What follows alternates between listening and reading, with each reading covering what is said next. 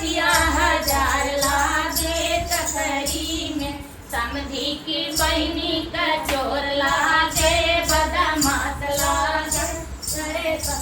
अरे समधी के बहनी के चोर लागे बदमाश लागे, बजरिया में गुंडा हजार लागे ककरी में, ककरी में बतिया हजार लागे ककरी में। भसुरा के बहनी के चोर लागे बदमाश लागे, चोर लागे बदमाश लागे, वही बजरिया में गुंडा हजार लागे ककरी में, ककरी में बतिया हजार लागे ककरी में, ककरी में बतिया हजार लागे ककरी में, ककरी में, ककरी में बतिया हजार लागे ककरी में।